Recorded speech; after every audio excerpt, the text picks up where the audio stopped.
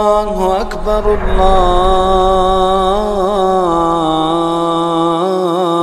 الله أكبر. وخير الهدي هدي محمد صلى الله عليه وسلم وشر الأمور محدثاتها وكل محدثة بدعة وكل بدعة ضلالة وكل ضلالة في النار.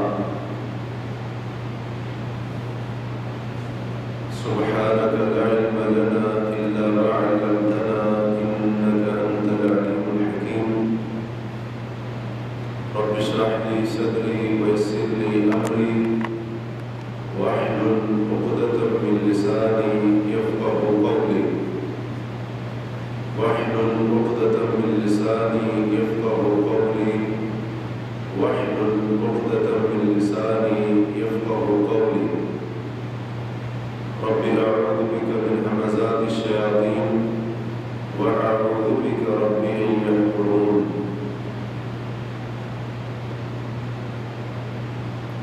محترم بھائیوں اور عزیز دوستوں، جیسا کہ ہم جانتے ہیں کہ ذوالقعدہ کا مہینہ مکمل ہونے کے بالکل قریب ہے اور 1 یا 2 دن کے بعد ذوالحج کا مہینہ شروع ہونے جا رہا ہے. ذوالحج کے مہینے کی بڑی اہمیت اور اس مہینے کا بڑا مقام اور مرتبہ ہے. یہ وہ مہینہ ہے جو حرمت والے 4 مہینوں میں سے ایک ہے اور یہ وہ مہینہ ہے جو حج کے 3 مہینوں میں سے ایک مہینہ ہے. اللہ نے فرمایا الحج اشہر معلومات، حج کے معلوم اور مقرر مہینے ہیں. حج کے مہینوں سے مراد شوال، ذوالقعدہ اور ذوالحج کا مہینہ ہے. ویسے تو ذوالحج کا پورا مہینہ اہمیت والا بھی ہے، فضیلت والا بھی ہے اور اس کی شان اور مرتبہ بھی ہے، لیکن خاص طور پر اس کے ابتدائی ایام اور اس کے پہلے 10 دن، پہلا عشرہ، ان کی اہمیت کچھ زیادہ ہی ہے. ذوالحج کے پہلے 10 دنوں کی اہمیت اللہ تعالی کے نزدیک اتنی زیادہ ہے کہ خالق کائنات نے اپنی کتاب میں ان دنوں کی قسم اٹھائی. فرمایا والفجر ولیال عشر، کہ فجر کی قسم اور 10 راتوں کی قسم. ان 10 راتوں سے مراد مفسرین کہتے ہیں ذوالحج کا پہلا عشرہ اور ذوالحج کے پہلے 10 دن ہیں. اللہ وحدہ لا شریک نے ان کی قسم اٹھائی ہی اس لیے ہے تاکہ ہم ان کی اہمیت کو سمجھیں اور ان 10 دنوں کا کیا مقام اور کیا مرتبہ ہے اور ان کی اللہ کے نزدیک کیا اہمیت ہے، ہم اس بات کو اپنے ذہنوں میں بٹھا لیں.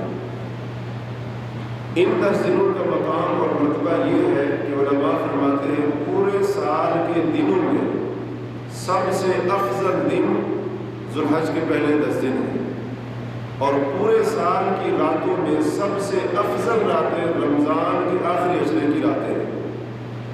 ان دنوں کا مقام اس قدر زیادہ ہے کہ نبی کریم علیہ السلام کا فرمان ہے ما من ایام العمل الصالح فیہن احب الی اللہ من هذه العشر، کہ کوئی بھی دن ایسے نہیں جن میں کیا جانے والا نیک عمل، عمل صالح اللہ کو زیادہ محبوب ہو من هذه العشر، ان 10 دنوں کی بنسبت. یعنی ان 10 دنوں میں جو بندہ نیک عمل کرے گا تو اس کا کیا جانے والا نیک عمل اللہ کو باقی دنوں کی بنسبت زیادہ محبوب ہو. اللہ کے ہاں ان دنوں میں کیا جانے والا عمل صالح باقی دنوں کے بنسبت اللہ کے ہاں زیادہ افضل اور زیادہ عظمت والا ہو. یہ ان دنوں کا مقام ہے اور یہ اس پہلے عشرے کی اہمیت ہے۔ اس لیے ایک مسلمان کی ذمہ داری بنتی ہے کہ وہ ان دنوں سے فائدہ اٹھائے اور اس موقع غنیمت کو ضائع نہ کرے، بلکہ ان میں زیادہ سے زیادہ عمل صالح کرنے کی کوشش کرے، کیونکہ یہ دن اس لائق ہے کہ ان سے فائدہ اٹھایا جائے۔ اور یہ اللہ تعالیٰ کا احسان ہے ہمارے اوپر کہ رب کائنات ہمیں وقتاً فوقتاً اس طرح کے عظیم دن اور عظیم موقع عطا فرماتا ہے تاکہ ہم ان کے اندر نیکیاں کریں، عبادت کے کام کریں، وہ کام کریں جن سے اللہ رب العزت راضی ہوتا ہے۔ یہ موقع اللہ تعالیٰ نے اس لیے عطا فرماتا ہے تاکہ ہم نیکیوں کے اس موسم بہار میں اچھے کام کریں اور برے کاموں سے باز آ جائیں۔ یہ اللہ تعالیٰ کی رحمت ہے اپنے بندوں کے ساتھ کہ اللہ تعالیٰ کبھی رمضان کی شکل میں یہ موقع دیتا ہے اور کبھی ذوالحج کے پہلے عشرے کی شکل میں یہ موقع اللہ تعالیٰ اہل ایمان کو عطا فرماتا ہے۔ تو خوش نصیب ہے وہ انسان جو ان دنوں کو پانے کے بعد ان مبارک اوقات سے، ان عظمت والے ایام اور دنوں سے صحیح معنوں میں فائدہ اٹھاتا ہے اور ان کے اندر کثرت کے ساتھ عمل صالح کرتا ہے۔ علماء فرماتے ہیں کہ ان دنوں کی فضیلت یہ ہے کہ ان دنوں میں بعض ایسی عبادتیں جمع ہو جاتی ہیں جن کو اسلام میں بنیادی حیثیت حاصل ہے اور شاید کسی اور موقع پر وہ عبادات جمع نہ ہو سکے، جیسے نماز ہے، روزہ ہے، صدقہ اور خیرات ہے۔ یہ بڑی بڑی عبادات ہیں اسلام کے اندر، یہ ساری عبادات اس عشرے میں آ کر جمع ہو جاتی ہیں۔ اس لیے اس لحاظ سے بھی یہ ایک عظیم موقع ہے کہ انسان جس کو کسی بھی قیمت کے اوپر ضائع نہ کرے۔ ان 10 دنوں کے اندر ہمیں کیا کرنا چاہیے؟ سب سے پہلی چیز تو یہ ہے کہ ان 10 دنوں میں خاص طور پر اور ویسے عموماً کوئی بھی نیک کام کرنے کا اگر ہمیں موقع مل رہا ہو تو ہم اس موقع کو ضائع نہ کریں۔ کسی نیکی کو حقیر نہ سمجھیں، کسی نیکی کو معمولی نہ سمجھیں، حتیٰ کہ ایک مرتبہ سبحان اللہ کہنا، الحمدللہ کہنا، اللہ اکبر کہنا، اس نیکی کو بھی حقیر نہ سمجھیں۔ اگر صرف ایک تسبیح کہنے کا اور ایک بار الحمدللہ کہنے کا، ایک بار اللہ اکبر کہنے کا بھی بندے کو موقع مل رہا ہے تو اسے چاہیے کہ یہ موقع اپنے ہاتھ سے نہ جانے، کیونکہ ہو سکتا ہے کہ جس چیز کو وہ چھوٹا سمجھ رہا ہے اس کا اجر اور مقام اللہ کے یہاں بہت بڑا ہو۔ جیسا کہ ابھی ہم نے حدیث سنی، اللہ کے رسول کا فرمان، آپ نے فرمایا ان دنوں میں جو بھی عمل صالح کرے، وہ تلاوت قرآن کی شکل میں، صدقہ اور خیرات اپنی حیثیت کے مطابق، حتیٰ کہ 1 روپیہ 1 ریال ہی کیوں نہ ہو، اپنی حیثیت کے مطابق بندے نے دیا ان دنوں کے اندر، تو ان دنوں کے اندر کیا جانے والا نیک عمل اللہ کو زیادہ محبوب ہوتا ہے۔ کوئی بھی اچھا کام اگر اس کا موقع مل رہا ہے تو انسان اس کو نظر انداز کسی بھی صورت میں نہ کرے۔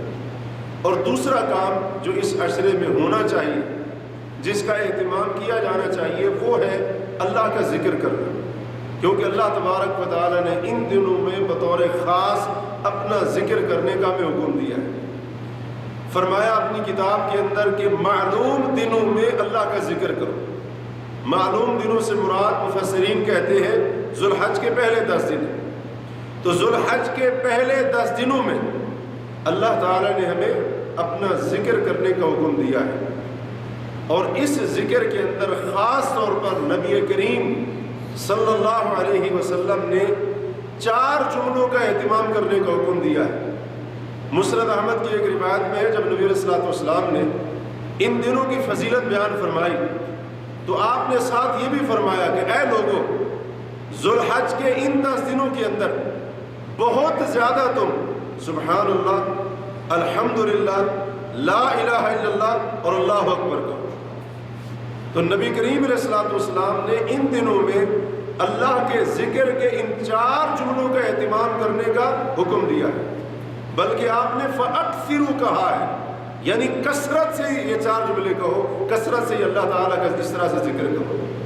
اور یہ 4 جملے وہ باقیات الصالحات ہیں جن کے بارے میں اللہ نے قرآن میں فرمایا والباقیات الصالحات خیر عند ربک ثوابا وخیر املا، یہ باقی رہنے والی نیکیاں تیرے رب کے ہاں ثواب کے لحاظ سے بھی بہتر ہے، امید کے لحاظ سے بھی بہتر ہے۔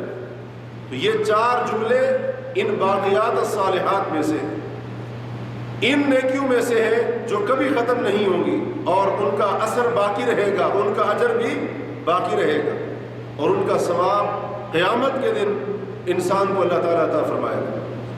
اور اس کے علاوہ یہ 4 جملے اللہ کے ذکر کے جتنے کلام بھی موجود ہے دنیا کے اندر، اللہ تبارک و تعالیٰ کو تمام کلام میں سے، لفظوں میں سے یہ 4 جملے زیادہ ہی محبوب ہیں۔ احب الکلام الی اللہ 4، نبی صلی اللہ علیہ وسلم نے فرمایا تمام باتوں میں سے سب سے محبوب بات اللہ تعالیٰ کے نزدیک 4 کلمے ہیں، 4 جملے۔ پھر آپ نے فرمایا ان میں سے جس کے ساتھ ابتدا کرو کوئی حرج نہیں، یعنی ترتیب کا خیال رکھنا کوئی ضروری نہیں ہے۔ سبحان اللہ، الحمدللہ، لا الہ الا اللہ، اللہ اکبر۔ اور نبی صلی اللہ علیہ وسلم کا فرمان ہے لَأَنْ أَقُولَ سُبْحَانَ اللَّهِ وَالْحَمْدُ لِلَّهِ وَلَا إِلَهَ إِلَّا اللَّهُ وَاللَّهُ أَكْبَرُ أَحَبُّ إِلَيَّ مِمَّا طَلَعَتْ عَلَيْهِ الشَّمْسُ، فرمایا کہ میں اگر اپنی زبان سے سبحان اللہ، الحمدللہ، لا الہ الا اللہ، اللہ اکبر کہوں تو یہ 4 جملے اللہ کے ذکر سے اپنی زبان سے کہنا مجھے ان تمام چیزوں سے محبوب ہے جن کے اوپر سورج طلوع ہوتا ہے۔ سورج کن چیزوں پر طلوع ہوتا ہے؟ پوری دنیا پر۔ سورج کی روشنی پوری دنیا کے اوپر پڑتی ہے۔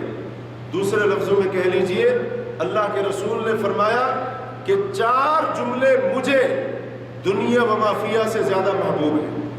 یہ 4 جملے میرے نزدیک دنیا و ما فیہا سے بھی زیادہ محبوب اور اہم ہے۔ تو اس لیے ان جملوں کا خاص طور پر ان دنوں میں اہتمام کرنا چاہیے۔ اور ویسے جو عام ذکر ہے، کسی بھی طرح سے اللہ تعالیٰ کا ذکر وہ انسان کرے، اور وہ ذکر جو خاص موقعوں کے ساتھ ہے، خاص جگہوں کے ساتھ جس کا تعلق ہے، اس کو بھی یاد دہانی کے ساتھ کرے۔ مسجد آنے کی دعا، مسجد سے نکلنے کی دعا، کھانے سے پہلے، کھانے کے بعد کا ذکر، بیت الخلاء جانے سے پہلے، نکلنے کے بعد، گھر میں داخل ہونے سے پہلے، گھر سے نکلنے کے بعد، تو ان اذکار کا بھی انسان اہتمام کرے۔ نماز کے بعد کے اذکار ہیں، صبح و شام کے اذکار ہیں، تو یہ بھی اللہ تعالیٰ کے ذکر کے اندر یقیناً شامل ہے۔ اور پھر ذکر کی ایک خاص کیفیت جو ان 10 دنوں کے اندر خاص طور پر ہونی چاہیے، وہ ہے کثرت کے ساتھ تکبیرات کا اہتمام کرنا۔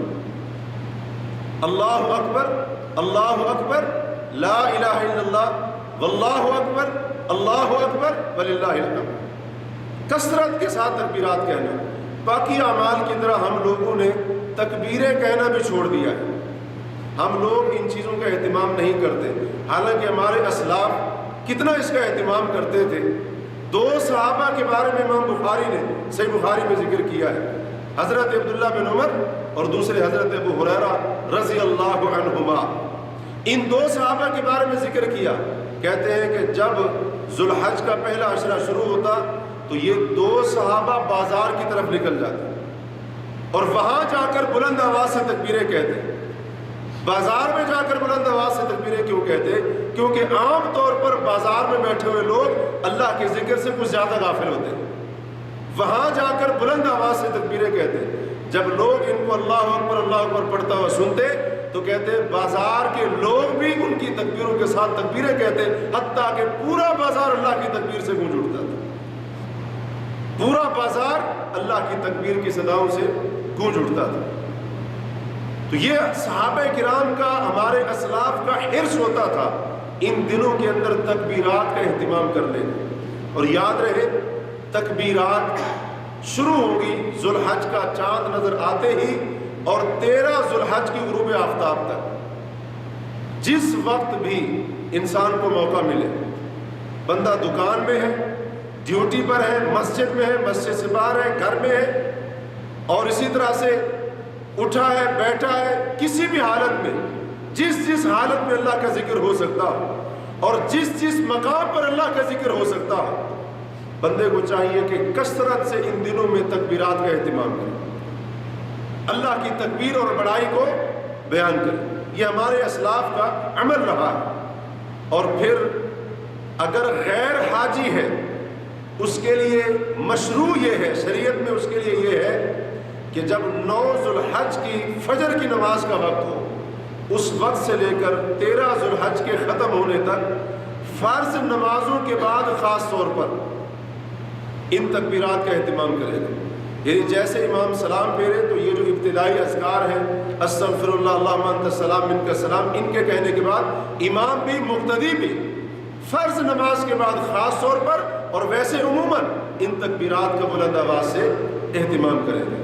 اور اگر حاجی ہے، حج پر جانے والا ہے، تو اس کے لیے مشروع یہ ہے کہ یوم النحر کو 10 ذی الحج کو قربانی والے دن ظہر سے لے کر 13 ذی الحج کے اختتام تک فرض نمازوں کے بعد خصوصاً اور ویسے عموماً جب بھی اس کو موقع ملے ان تکبیرات کا اہتمام کریں۔ حضرت عمر رضی اللہ عنہ کے بارے میں آتا ہے کہ جب وہ مینا میں ہوتے تھے حج کے موقع پر، وہ اپنے خیمے کے اندر تکبیریں کہنا شروع کرتے اور ان کے خیمے کے باہر ارد گرد جو لوگ ہوتے ان کی تکبیر کی آواز سن کر وہ تکبیریں کہنا شروع کر دیتے، حتیٰ کہ ان کی آواز سن کر جو مسجد کے پاس، مسجد الخیف کے پاس جو لوگ ہوتے وہ تکبیریں کہنا شروع کر دیتے۔ اور پھر اسی طرح سے راوی کہتے ہیں کہ پھر پوری مینا کی وادی ایک وقت ایسا آتا تھا اللہ کی بڑائی کے ساتھ گونج رہی ہوتی تھی، تکبیرات کے ساتھ گونج رہی ہوتی تھی۔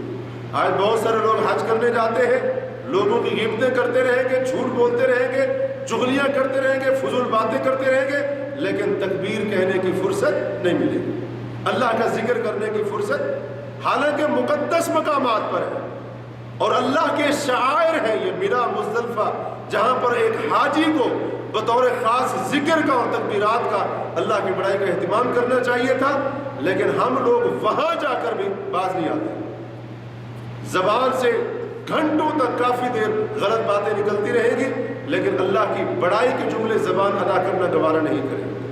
تو یہ بھی ایک بڑا عظیم عمل ہے جس کو ہم لوگوں نے بھلا دیا ہے۔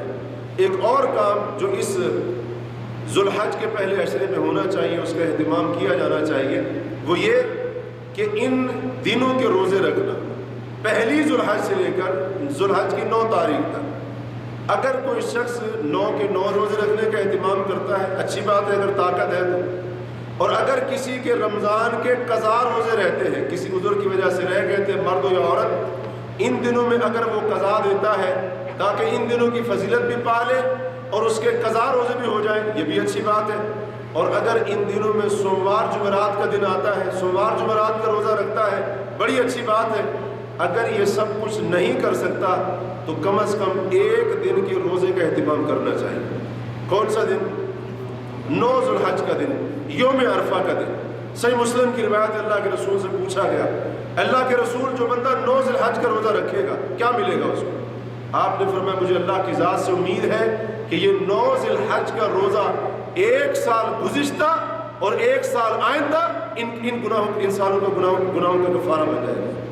یعنی جو شخص 9 ذوالحج کا روزہ رکھے گا اللہ اس ایک روزے کی وجہ سے اس کے 2 سال کے گناہوں کو مٹا دے گا، 2 سال کے گناہوں کو معاف کر دے گا۔ روزہ 1 دن کا ہے اور بدلے میں گناہ 720 دن کے معاف ہوگا۔ آج لوگ کہتے ہیں کہ کاش ہم بھی حج پر جاتے اور وہاں ہم حج کرتے، وہاں ہم گناہوں کو معاف کرا کے آتے۔ جس کو اللہ نے حج کی توفیق دی انشاءاللہ وہ تو گیا اپنے گناہ معاف کرانے کے لیے، لیکن اللہ کا فضل دیکھے، اللہ کی رحمت دیکھے اپنے بندوں کے اوپر۔ اگر اللہ نے حاجی کو حج کی توفیق دی ہے تو جو مسلمان اپنے گھر میں، ملک میں بیٹھے، اپنے شہر میں، علاقے میں، اللہ نے اس کو معلوم نہیں رکھا ہے۔ اگر حاجی کے حج وہاں جا کر، اگر حاجی کے گناہ وہاں جا کر معاف ہوتے ہیں تو اللہ تعالیٰ نے گھر بیٹھے مسلمان کو بھی گناہ معاف کرانے کا موقع عطا فرمایا ہے۔ اگر اس کے گناہ حج کی وجہ سے معاف ہو رہے ہیں تو اس کے 2 سال کے گناہ 9 ذوالحج کا روزہ رکھنے کی وجہ سے معاف ہو رہے ہیں۔ اور پھر لوگ کہتے ہیں جی آج 9 ذوالحج کا دن ہے، 9 ذوالحج کے دن کہتے ہیں آج 9 ذوالحج کا دن ہے، حاجی میدان عرفات میں ہوں گے، کاش ہم بھی وہاں ہوتے، دعائیں کرتے، اللہ ہماری دعاؤں کو قبول کرتا۔ بھی اللہ تعالیٰ تو انشاءاللہ ان کی دعاؤں کو وہاں قبول کرے گا، کیونکہ وہ جگہ ایسی ہے جہاں پر اللہ تعالیٰ کے ہاں دعائیں قبول ہوتی ہیں۔ تو نبی علیہ الصلوۃ والسلام نے یہ بھی تو فرمایا ہے نا کہ روزے دار کی دعا رد نہیں ہوتی۔ آپ گھر بیٹھے روزہ رکھیں، 2 سال کے گناہ بھی بخشوائیں، اور روزے کی حالت میں جو گناہ جو دعا کریں گے اللہ تعالیٰ آپ کی دعائیں انشاءاللہ ضرور قبول کریں گے۔ اللہ تعالیٰ نے جو لوگ پیچھے رہ گئے ان کو بھی معروم نہیں رکھا ہے، ان کو موقع دیے ہیں، ذکر کرنا موقع ہے ان کے لیے، دعا کرنے کا موقع ہے، گناہوں کو معاف کرانے کا موقع ہے۔ تو اس لیے اس روزے کا اہتمام کریں، اور یہ بات یاد رہے حاجی کے لیے یہ روزہ نہ رکھنا سنت ہے، حاجی کے لیے اس روزے کا چھوڑنا سنت ہے، اور جو باقی لوگ ہیں ان کے لیے روزہ رکھنا سنت ہے۔ خود بھی اہتمام کریں، دوست احباب کو بھی ترغیب دلائیں، گھر والوں کو بھی، بچوں کو بھی ترغیب دلائیں، تاکہ وہ یہ روزہ رکھ کر 2 سال کے گناہ انشاءاللہ اپنے معاف کرا سکیں۔ ایک اور عمل جو ان دنوں کے اندر ہوتا ہے وہ ہے قربانی کرنا، 10 ذی الحج کو قربانی کرنا، اور پھر قربانی کی اہمیت اور اس کے احکام اور مسائل آپ جانتے ہیں کہ اس کے لیے علیحدہ سے وقت چاہیے، اور یہ تفصیل کا موقع نہیں ہے۔ تو قربانی بھی ان دنوں کے اعمال میں سے ایک بڑا عظیم عمل ہے، اللہ تعالیٰ کے یہاں محبوب عمل ہے۔ اللہ کے یہاں اتنا محبوب عمل ہے کہ اللہ تعالیٰ نے اپنے نبی ابراہیم علیہ السلام کو خواب دکھایا کہ وہ اپنے بیٹے کو ذبح کر رہے تھے، ان کی قربانی دے رہے تھے۔ یعنی اس قدر عظیم عمل کہ اللہ تعالیٰ نے خواب میں اپنے نبی کو جو عمل دکھایا ابراہیم علیہ السلام کو، تاکہ جس کے اوپر وہ بیدار ہو کر عمل کرے، وہ قربانی کا عمل تھا۔ یہ الگ بات ہے کہ حضرت اسماعیل علیہ السلام کی قربانی نہ ہوئی، اور پھر ایک بیڑا جو اللہ تعالیٰ نے بھیجا تھا اس کی قربانی دی گئی، اور پھر حضرت ابراہیم، حضرت اسماعیل اور ہمارے پیارے نبی محمد رسول اللہ صلی اللہ علیہ وسلم کی سنت چلی آ رہی ہے، اور انشاءاللہ قیامت تک یہ جاری رہے گی۔ اور پھر ان دنوں کے اندر ایک اور بہت بڑا عمل جو ادا کیا جاتا ہے وہ ہے بیت اللہ کا حج کرنا۔ بیت اللہ کا حج کرنا اسلام کا رکن ہے، عظیم عبادت ہے، اور بڑا فضیلت والا عمل ہے۔ بڑے فضائل اور بڑا مقام بیت اللہ کے حج کو حاصل ہے، اور بعض فضیلتیں اگر بعض احادیث پر غور کیا جائے، حج کو بعض ایسی فضیلتیں حاصل ہے، خصوصیات حاصل ہے کہ کلمہ اور نماز کے بعد شاید باقی ارکان اسلام کو بھی وہ فضیلت حاصل نہ ہو۔ یعنی اس قدر بعض اعتبار سے حج کی اہمیت اور فضیلت ہے۔ تو حج کے بے شمار فوائد ہیں، متعدد فضائل ہیں، جن میں سے ایک فضیلت یہ بھی ہے کہ جب رسول اللہ صلی اللہ علیہ وسلم سے پوچھا گیا افضل اعمال کے بارے میں، تو نبی صلی اللہ علیہ وسلم نے جہاں پر ایمان کا ذکر کیا، جہاد کا ذکر کیا، وہیں پر اللہ کے رسول صلی اللہ علیہ وسلم نے فرمایا حج مبرور، کہ افضل اعمال میں سے ایک عمل حج مبرور بھی ہے۔ مسند احمد کی ایک روایت میں اس میں تو اللہ کے رسول نے فرمایا حج مبرور کی فضیلت اور فوقیت باقی اعمال پر ایسے ہے جیسے مشرق اور مغرب کے درمیان فاصلہ اور فرق ہے۔ یعنی جتنا مشرق مغرب کے درمیان فاصلہ اور فرق ہے، مسافت اور دوری ہے، اتنا حج کو، بیت اللہ کے حج کو باقی اعمال کے اوپر افضلیت اور فوقیت حاصل ہے۔ تو یہ حج کا مقام ہے۔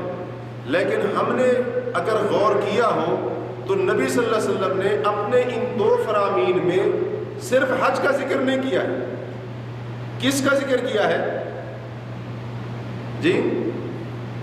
صرف حج کا نام لیا ہے۔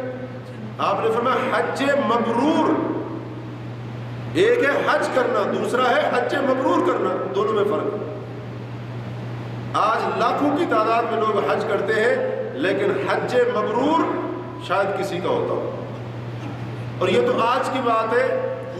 امام مجاہد رحمہ اللہ فرماتے ہیں کہ ایک شخص نے صحابی رسول حضرت عبداللہ بن عمر رضی اللہ عنہ کے بارے میں ان کے سامنے کہا، حاجیوں کی تعداد کو دیکھ کر ان کے سامنے کہنے لگا ما اکثر الحاج، کہ اس سال دیکھو حاجیوں کی تعداد کس قدر زیادہ ہے، کتنے حاجی ہیں، تعداد بہت زیادہ، کثیر تعداد میں حاجی آئے ہوئے۔ حضرت عبداللہ بن عمر نے فرمایا ما اقلہم، کتنے تھوڑے حاجی۔ ان کے کہنے کا مقصد یہ تھا بظاہر حاجیوں کی تعداد تو بہت زیادہ ہے، لیکن حقیقت میں جن کا حج ہوگا ان کی تعداد بڑی کم ہے۔ پھر حضرت عبداللہ بن عمر نے ایک شخص کو دیکھا جو بالکل سادہ سے کپڑوں میں احرام پہنے ہوئے آ رہا تھا، اور اسی طرح یعنی سادہ سی چادریں تھی احرام والی، اور سادہ سا جو اونٹ کے اوپر جو کچاوا تھا، پالان تھا، بالکل سادہ سا بسیدہ تھا۔ اس کو دیکھ کر کہنے لگے لعل ھذا منہم، شاید یہ آنے والا حاجی ان تھوڑوں میں سے ہو جن کا حج اللہ کے قبول ہونے والا ہے۔ قاضی شریح کے بارے میں آتا ہے جو تابعی ہے، وہ فرماتے تھے کہ سوار تو بہت زیادہ ہے لیکن حاجی بڑے تھوڑے ہیں، یعنی جو سفر کر کے آئے ہیں ان کی تعداد بہت زیادہ ہے، لیکن جو حقیقت میں حاجی ہیں حج کرنے والے ان کی تعداد بڑی کم ہے۔ کیوں؟ کیونکہ بہت سارے لوگ ایسی غلطیاں کرتے ہیں حج کے دوران جس کی وجہ سے ان کا حج تو فریضہ تو شاید ادا ہو جائے لیکن ان کا حج مبرور نہیں ہوتا ہے۔ اور حج مبرور وہ ہوتا ہے جس کی وجہ سے بندے کے تمام گناہ مٹ جاتے ہیں، اور حج مبرور ہی وہ حج ہے جس کے اوپر وہ ثواب اور جزا اور بدلہ ملے گا جس کا اللہ تعالیٰ نے حاجی سے وعدہ کر رکھا ہے۔ تو اس لیے جو حج پر جانے کا ارادہ رکھتا ہے اسے چاہیے کہ صرف حج نہ کرے بلکہ اپنے حج کو حج مبرور بنانے کی کوشش کرے تاکہ اس کے حج کا اس کو صحیح معنوں میں فائدہ حاصل ہو سکے۔ حج مبرور کون سا ہوتا ہے؟ علماء نے بہت ساری باتیں کی، 5 شرطیں ذکر کی ہیں۔ وقت کے اختصار کو سامنے رکھتے ہوئے آپ کے سامنے رکھوں گا، لیکن اس سے پہلے کچھ باتیں یاد رکھیں۔ جس کا حج پر جانے کا ارادہ ہے اگر وہ چاہتا ہے میرا حج مبرور ہو جائے، اور حج مبرور کا ایک معنی علماء نے بیان کیا حج مقبول، یعنی جو اللہ کے یہاں قبول ہو جائے۔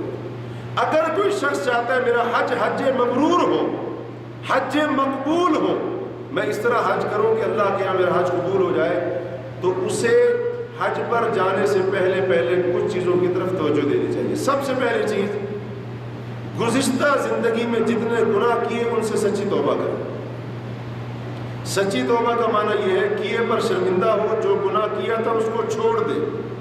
اب یہ نہیں کہ بندہ کہ ہاں جی گناہوں سے توبہ کر رہا ہوں لیکن 6 سال گزر گئے ابھی تک بھی گناہ نہیں چھوڑا، اور آئندہ گناہ نہ کرنے کا پکا ارادہ ہو سکے، پکا اس کا ارادہ ہو، اللہ سے عہد کرے یا اللہ آئندہ میں یہ گناہ نہیں کروں گا، تو یہ ہے سچی اور خالص توبہ۔ تو حج پر جانے سے پہلے اپنے گناہوں سے خالص توبہ کر لیں۔ دوسرے نمبر پر اگر اس کے ذمے کسی کا حق ہے تو حق کو ادا کریں، امانت کی صورت میں ہو، قرض کی شکل میں ہو۔ اگر قرض فوراً لوٹانے والا ہے، اگر 2-3 سال کے بعد دینا ہے، قسطوں میں دینا ہے، وہ الگ بات ہے۔ فوراً لوٹانا ہے، اس حق کو ادا کر کے جائے پہلے۔ امانت ہے، امانت کو ادا کر کے جائے۔ اور اگر کسی کے اوپر ظلم کیا تھا، زیادتی کی تھی کسی بھی اعتبار سے، مالی اعتبار سے، جانی اعتبار سے، یا تو اس کا بدلہ دے اگر ممکن ہو تو، اور اگر بدلہ نہیں تو کم از کم اس سے معاف ضرور کرا کے لیں، معاف ضرور کرا کے لیں۔ تو بعض لوگ جیسا کہ رات بھی آپ سن رہے تھے، والدین ان کے ناراض ہوتے ہیں اور ان کی ناراضگی بھی یعنی شرعی بنیادوں کے اوپر ہوتی ہے، لوگ پھر بھی حج کو چلے گئے۔ بہن بھائی ان کے ناراض ہیں، رشتہ داروں کے اوپر زیادتی کی ہوئی ہے یا دوسرے مسلمانوں کے اوپر زیادتی کی ہوئی، ظلم کیا ہوا، کسی کا حق مارا ہوا ہے، کوئی پرواہ نہیں، چلے گئے ایسے حج کے اوپر۔ تو حج مبرور اگر بنانا ہے تو حقوق سے اپنے آپ کو پاک کریں، ان چیزوں سے اپنے آپ کو پاک کریں، کسی کا حق بندے کے ذمے نہ ہو اور کسی کی زیادتی اور ظلم کا بوجھ بندے کے ذمے نہ ہو، اس سے اپنے آپ کو پاک اور صاف کر کے رہیں۔ اور تیسری چیز، اگر وہ چاہتا ہے حج مبرور ہو تو اسے چاہیے کہ نیک لوگوں کی صحبت اختیار کرے، اچھے لوگوں کے ساتھ سفر کرنے کو ترجیح دے، اور خاص طور پر اگر عالم دین ہے، دین کا علم رکھنے والا ہے تو اس کے ساتھ سفر کو ترجیح دے۔ کم از کم وہ عالم دین، دین کا علم رکھنے والا، دین کا طالب علم، کم از کم وہ اس کی حج کے معاملات میں احکام میں رہنمائی تو کرے گا۔ لوگ عام طور پر اس چیز کا خیال نہیں کرتے، دوستوں کے ساتھ چلے گئے، انجام یہ ہوتا ہے دوست نے اپنا حج بھی خراب کیا، اس کا بیڑا بھی غرق کیا، پھر بعد میں پوچھ رہے ہوتے ہیں جی میں دوستوں کے ساتھ گیا تھا، انہوں نے ایسے کیا، میں نے بھی ایسے کر لیا، اب کیا ہوگا؟ تو پہلے سے اس چیز کا اہتمام کرنا چاہیے۔ اور چوتھی چیز یہ ہے کہ حج پر جانے سے پہلے حج کا مسنون طریقہ بندہ سیکھے۔ یہ نہیں ہے کہ آج بھی سوشل میڈیا بڑی ترقی کر گیا ہے اور اسی طرح سے نیٹ موجود ہے میرے پاس، یوٹیوب پر دیکھ لیں گے حج کا طریقہ، کر لیں گے ویسے۔ یہ تو کیا ہوا ہے، گوگل موجود ہے جی، شیخ گوگل صاحب، مفتی گوگل صاحب موجود ہیں، لکھو اور ہزاروں فتوے آ جائیں گے، طریقے آ جائیں گے یوٹیوب پر، اور اسی طرح سے گوگل کے اوپر پوری دنیا لکھتی ہے۔ پتہ نہیں قادیانی نے وہ حج کا طریقہ لکھا ہو، پھر کیا کرو گے؟ آپ کو یہ فرق معلوم ہو سکتا ہے؟ قادیانی نے لکھا ہو، شیعہ رافضی نے اپنی بدعت اس کے اندر گزیر دی ہو، مت معلوم ہوگا آپ کو فرق؟ تو اس لیے حج کا مسنون طریقہ سے اگر چاہتے ہیں کہ حج مبرور ہو جائے، پھر اس کے بعد میں آپ کے سامنے عرض کر رہا تھا، علماء نے بہت ساری چیزیں ذکر کی، ان کا خلاصہ 5 باتوں میں ذکر کیا جا سکتا ہے کہ بندے کا حج کیسے حج مبرور ہوگا۔ سب سے پہلی چیز اخلاص ہونا چاہیے، اور اخلاص کی بنیاد ہی توحید کے اوپر ہے۔ جس بندے کی توحید ٹھیک نہیں ہے اس کا حج مبرور تو کیا، علماء فرماتے ہیں اگر وہ شخص ایسا شرک کر رہا ہے، ایسا عمل کر رہا ہے جو شرک اکبر کے زمرے میں آتا ہے، تو اس بندے کے تمام اعمال برباد ہو جائیں گے، اس کے اعمال کوئی فائدہ نہیں ہے۔ اب ایسا تو نہ ہو کہ بندہ حج کرنے کے لیے گیا ہے، بیت اللہ کا طواف بھی کر رہا ہے اور اس کا عقیدہ ہو فلاں قبر فلاں مزار کا طواف کرنے سے مرادیں پوری ہو جاتی ہیں۔ عقیدہ توحید ہے، یہ اخلاص ہے؟ نہیں، اخلاص نہیں ہے۔ اسی طرح سے وہاں سجدے کر رہا ہے، نمازیں پڑھ رہا ہے، اس کا عقیدہ ہو فلاں جگہ پر بھی سجدے ہونے چاہیے، یہاں اللہ کو راضی کرنے کے لیے سجدے، وہاں کسی اور کو راضی کرنے کے لیے سجدے۔ اگر اس کا یہ عقیدہ ہے، اس کا عقیدہ معذرت کے ساتھ خالص نہیں ہے، اخلاص نہیں ہے اس کے اندر، اور اس کا حج مبرور نہیں ہو سکتا ہے۔ اور ایسا تو نہ ہونا جیسا توکل اعتماد یقین اللہ پر ہونا چاہیے تھا، خالق کائنات کو چھوڑ کر مخلوق کے اوپر اس کو ویسا توکل بھی ہے، اعتماد بھی ہے، اور ویسا یقین اس کے دل میں مخلوق کے بارے میں ہے، اللہ کے بارے میں نہیں۔ یہ اخلاص نہیں ہے، اور جس بندے کی یہ کیفیت ہے اس کا حج مبرور نہیں ہو سکتا۔ یہ تو نہ ہو کہ 10 ذو الحج کے دن، یوم النحر کے دن جانور کو قربان کر رہا ہے، ہدی کو ذبح کر رہا ہے، اور اس کا عقیدہ یہ ہو کہ کسی بابا جی کو راضی کرنے کے لیے بھی، ان سے اپنی منت مراد پوری کرانے کے لیے بھی بکرا ان کے مزار پر، سرکار کے مزار پر چڑھانا پڑے گا۔ یہ عقیدہ خالص ہے؟ نہیں، اس نے اللہ تبارک و تعالیٰ کے لیے توحید کو خالص نہیں کیا ہے، عقیدے کو خالص نہیں کیا ہے، اس کا ایمان خالص نہیں۔ اور پھر اخلاص کے اندر کیا آتا ہے؟ نیت کا خالص ہونا۔ حاجی کی نیت یہ ہو کہ میں اسلام کا رکن پورا کرنے جا رہا ہوں، اللہ کی عبادت کرنے جا رہا ہوں، اللہ تعالیٰ کے لیے عبادت کروں گا، رب راضی ہوگا، اور اللہ تبارک و تعالیٰ نے اس حج کی عبادت پر جو ثواب رکھا ہے، میں اس لیے حج کر رہا ہوں تاکہ میرا رب مجھے وہ ثواب اور اجر عطا فرما دے۔ یہ ہے خلوص نیت۔ لوگوں کو دکھانا، لوگوں کی تعریف سننا، لوگ حاجی صاحب کہے، نام کے ساتھ حاجی صاحب لکھا ہے۔ بعض لوگ تو اس لیے حج کرتے ہیں، کس لیے؟ تاکہ دکان پر جو بورڈ لگا ہے نا، اس بورڈ کے اوپر بڑا سارا نام کے ساتھ حاجی لکھوا سکے۔ بعض لوگ اس لیے حج کرتے ہیں بھی میرے سب ساتھیوں نے کر لیا، میں نہیں کروں گا تو کیا کہیں گے، حج بھی نہیں کیا تم نے۔ بعض لوگ اس لیے کرتے ہیں بھائی سعودی عرب کے اندر 8-10 سال رہے، 15 سال رہے، ہم ایسے حج کیے بغیر جائیں گے تو لوگ کیا کہیں گے، اتنے سال رہے ہو تم بغیر حج کیے آگے۔ بھائی لوگوں کو دکھانے کے لیے نہیں، لوگوں کو سنانے کے لیے، لوگوں کی تعریف اور واہ واہ سننے کے لیے نہیں، بلکہ اللہ کی رضا کے لیے۔ اور اگر جو حج کر رہا ہے ریاکاری، دکھلاوا، شہرت، لوگ تعریف کریں، لوگ شاباش دے، واہ واہ کریں، اس نیت سے اگر کر رہا ہے تو اس کا حج مبرور نہیں ہو سکتا۔ اللہ تعالیٰ اسی عمل کو قبول کرتا ہے جو خالص اللہ کی رضا کے لیے کیا جائے۔ ریاکاری والا عمل، دکھلاوے والا عمل اللہ کے یہاں قبول نہیں ہوتا۔ اس بندے کا حج مقبول، حج مبرور نہیں ہو سکتا جو حج کرتے ہوئے اس کا مقصد دکھانا ہو لوگوں کو۔ نبی کریم علیہ الصلوۃ والسلام جب حج کے سفر پر جا رہے تھے، کیا اللہ کے رسول کے اخلاص کے اندر، اخلاص نیت کے اندر کچھ شک ہو سکتا ہے؟ اللہ کی قسم قطعاً نہیں ہو سکتا۔ حج کے سفر میں اللہ کے رسول اللہ سے دعا کر رہے تھے، اللہم ہذی حجۃ لا ریاء فیہا ولا سمعہ، یا اللہ یہ ایسا حج ہو آپ کی طرف سے جس کے اندر نہ کوئی ریا ہو، نہ لوگوں کو سنانا مقصود۔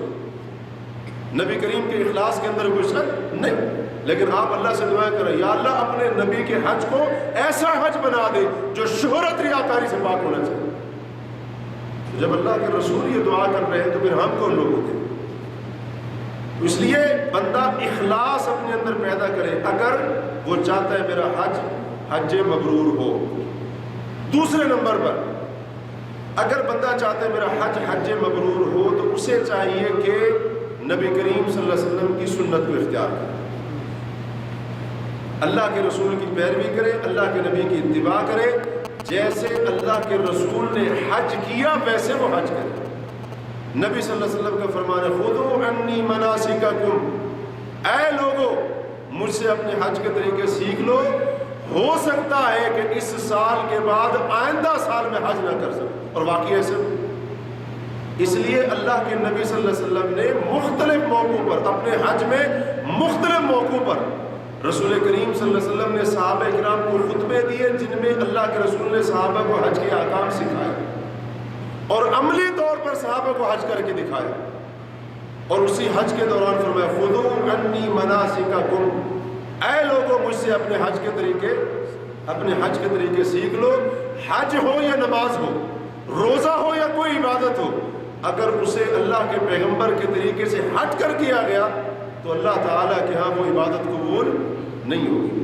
تو جو حاجی چاہتا ہے میرا حج مقبول ہو، اللہ کے حج مبرور ہو، تو اسے چاہیے کہ حج مسنون طریقے کے مطابق کرے۔ افسوسناک معاملہ یہ ہے لوگ آتے ہیں خاص طور پر ہمارے ملکوں سے، یہاں سے جانے والے بھی بہت سارے لوگ وہ کہتے ہیں جی ہم نے فلاں مسلک کے مطابق حج کرنا ہے، اللہ کے رسول کی سنت مسنون طریقہ نہیں کہتے ہمارا مسلک فلاں ہے، اور ہمیں ہمارے امام صاحب نے مفتی صاحب نے تاکید کر کے بھیجا تھا فلاں مسلک کے مطابق تم نے حج کرنا ہے، اور لوگ تمہیں حدیث کا نام لے کر دھوکہ دیں گے۔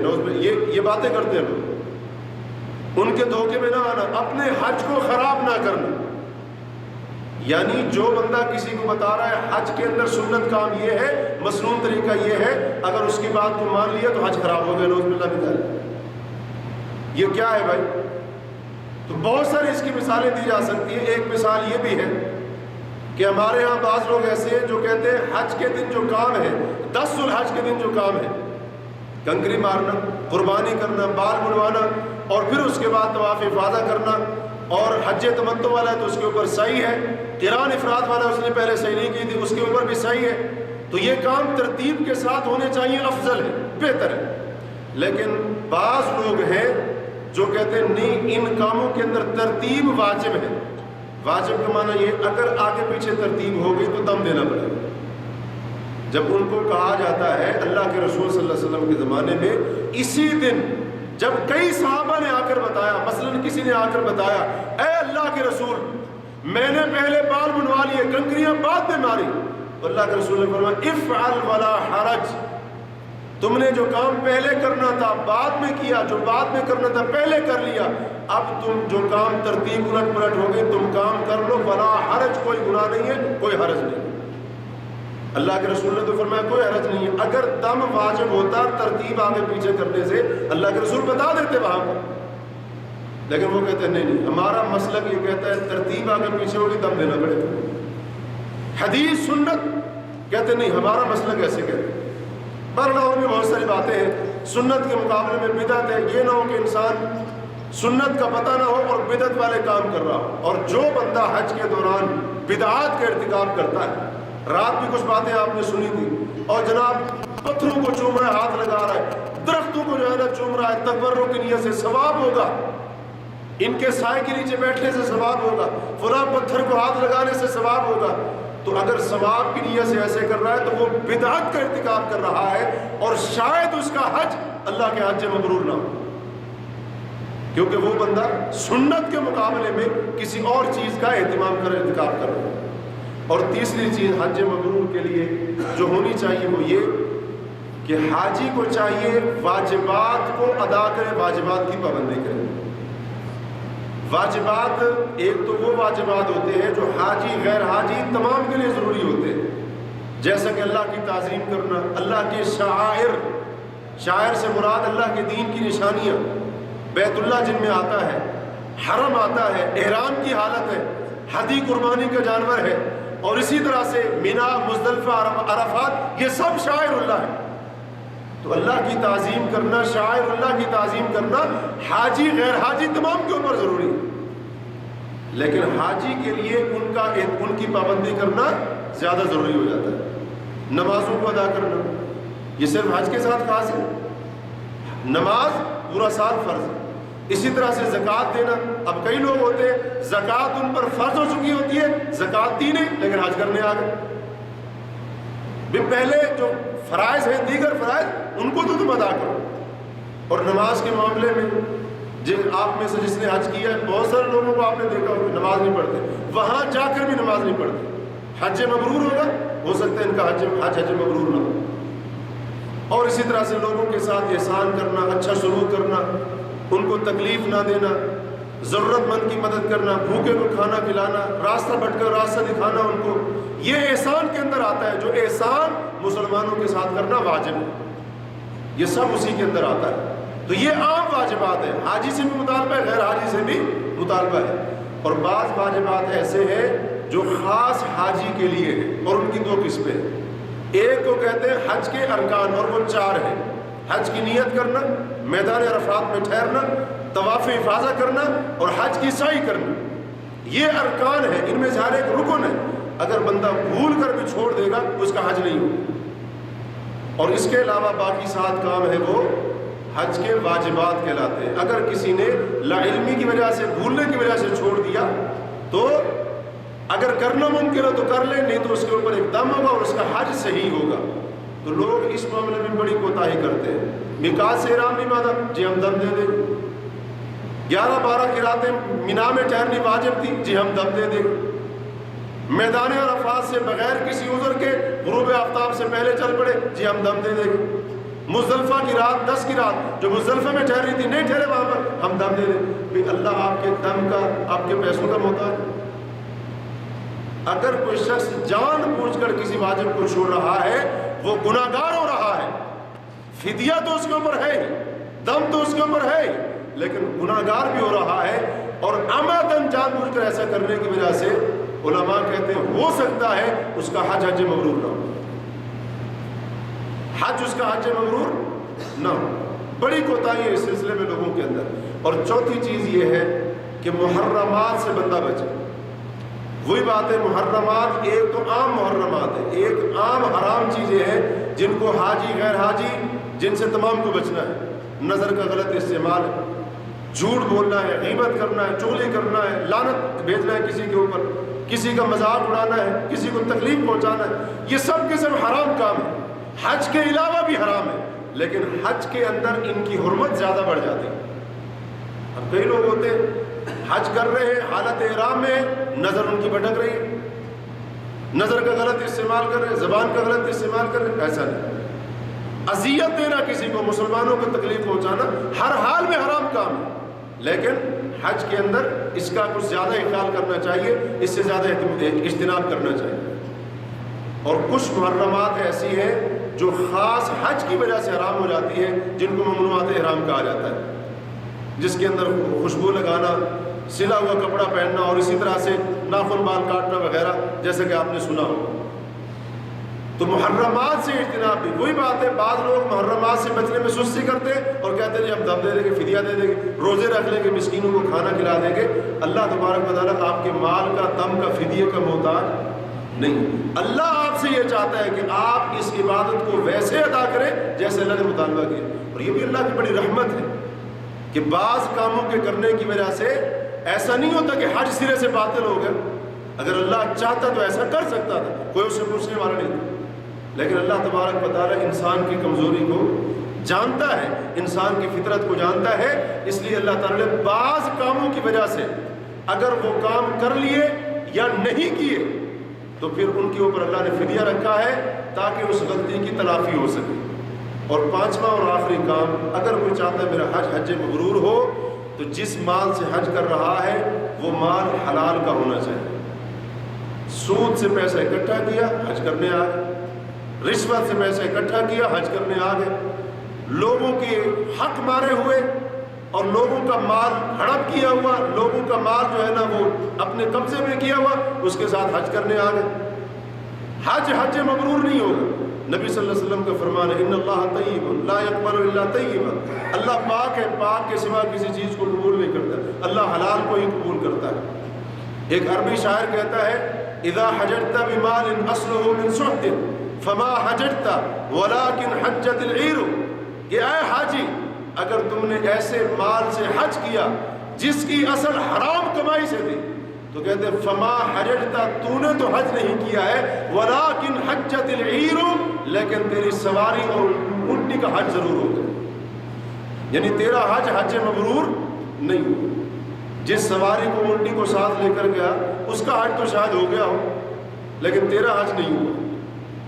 امام ابن رجب رحمہ اللہ نے اپنی ایک کتاب میں یہ ایک واقعہ بیان کیا ہے، عبرت ہے اس واقعے کے اندر ان لوگوں کے لیے جو حرام کا مال، حرام سے پیسے اکٹھا کرتے ہیں اور پھر اس کو صدقے میں، حج کے اندر اور دیگر چیزوں کے اندر نیکی کاموں میں لگا رہے ہیں۔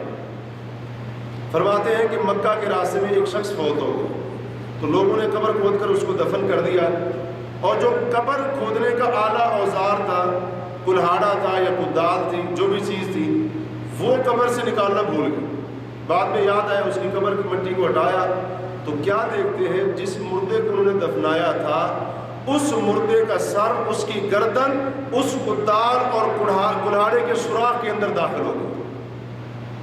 کلہاڑے کدال کا سوراخ دیکھا ہے، اب اس کا سائز اتنا بڑا تو نہیں ہوتا کہ بندے کا سر اس میں داخل ہو جائے، بالکل چھوٹا سا ہوتا ہے، تو اس کا سر بھی اس کے اندر داخل، اس کی گردن بھی اس کے اندر داخل۔ دیکھ کر بڑے گھبرا گئے کہ پتہ نہیں یہ کیا ہو گیا۔ اس کے گھر والوں کی طرف گئے، رجوع کیا، پوچھا اس کا کیا معاذرہ تھا، ایسے ایسے اس کے ساتھ ہوا ہے قبر میں۔ تو اس کے گھر والوں نے بتایا ایک بار کسی کے ساتھ سفر پر جا رہا تھا، اس مسافر کا مال اس نے چوری کر لیا، اسی چوری شدہ مال سے حج بھی کرتا تھا، جہاد بھی کرتا تھا۔ دیکھیں اللہ نے قبر کے اندر اس کے ساتھ کیا کیا۔ تو چوری کے ساتھ، چوری کا مال، حرام مال، اس کے ساتھ کیا جانے والا حج، حج مقبول، حج مبرور نہیں ہو سکتا ہے۔ تو حج مبرور کے لیے ان 5 اوصاف کا ہونا ضروری ہے۔